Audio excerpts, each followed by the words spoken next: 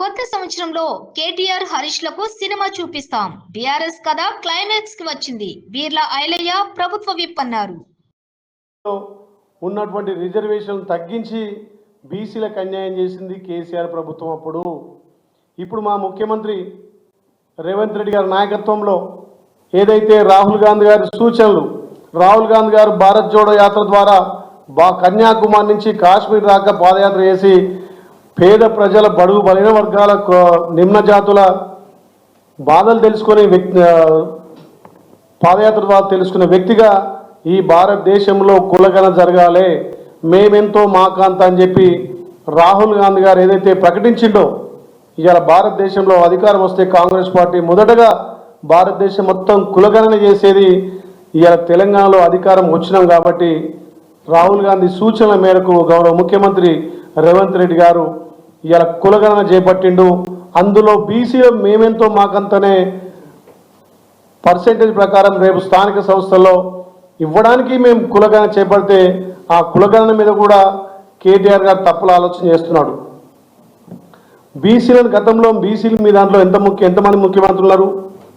బీసీల కనీసం మొన్న అసెంబ్లీ సమావేశాల్లో అసెంబ్లీ టికెట్లో కానీ పార్లమెంట్లో కూడా మీరు ఇచ్చిన టికెట్లన్నీ మీరు ఆ బీసీల గురించి మాట్లాడేది.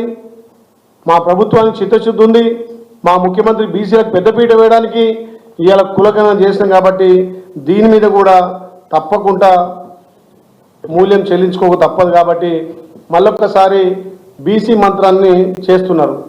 ఇక ఊకే చెప్తుంటాడు, నన్ను అరెస్ట్ చేయది, నాకేమవుతుంది, ఆ కేసు ఉటి కేసు అంటాడు. ఉటి కేసు ఎందుకు భయపడుతున్నావు? ఆ రోజు నువ్వు నగదు బదిలీ చేసిన అంటున్నావు, మరి మంత్రిమండలిలో తీర్మానం లేకుండా నువ్వు ఏ రకంగా 55 కోట్లు ఈ ఫార్ములా వేసి కట్టించినావు? దాని మీద ఈడీ కూడా ఎంట్రీ అయింది. దాన్ని చులకన చేసి అది మామూలు కేసే అని చెప్తే దాన్ని గవర్నర్ గారు పరిశీలించడం జరిగింది, దాన్ని ఈడీ కూడా ఎంట్రీ చేయడం జరిగింది. తప్పకుండా నువ్వు అరెస్ట్ అయ్యేది ఖాయం. ఇప్పటికే మీ చెల్లె బెయిల్ మీద ఉంది. కేసీఆర్ ఎట్లా ఫామ్ హౌస్లోది రాడు, ఎట్లా హరీష్ రావు కొత్త దారి చూసుకుంటున్నాడు. మరి 2025లో ఖచ్చితంగా మీకు కొత్త సినిమా చూపిస్తాం, తప్పకుండా మీరు సినిమా చూడాల్సిందే. అదేవిధంగా కేసీఆర్ ప్రసంగంలో నేను నిన్నా, మరి అలాంటి సంబంధం ఉన్న వ్యక్తి, అలాంటి మహనీయుని వల్ల ఇవాళ తెలంగాణ వచ్చి ఆ తెలంగాణలో 10 ఏళ్ళుగా ముఖ్యమంత్రి చేసిన వ్యక్తివి ఇవాళ మన్మోహన్ సింగ్ గారి సంతాప సభకు రాకపోవడం నిజంగా కూడా 10 ఏళ్ళ పాలనలో ఏనాడు కూడా బీసీలను పట్టించుకోలే. 2018లో ఉన్నటువంటి రిజర్వేషన్ తగ్గించి బీసీలకు అన్యాయం చేసింది కేసీఆర్ ప్రభుత్వం.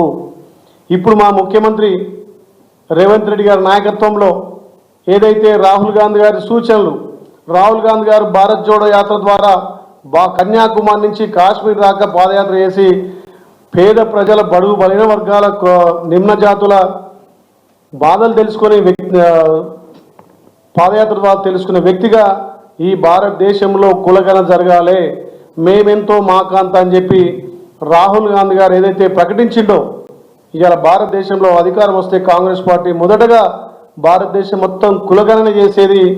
ఇవాళ తెలంగాణలో అధికారం వచ్చినాం కాబట్టి రాహుల్ గాంధీ సూచనల మేరకు గౌరవ ముఖ్యమంత్రి రేవంత్ రెడ్డి గారు ఇవాళ కులగణన చేపట్టిండు. అందులో బీసీలో మేమెంతో మాకంతనే పర్సెంటేజ్ ప్రకారం రేపు స్థానిక సంస్థల్లో ఇవ్వడానికి మేము కులగణన చేపడితే ఆ కులగణన మీద కూడా కేటీఆర్ గారు తప్పుల ఆలోచన చేస్తున్నాడు.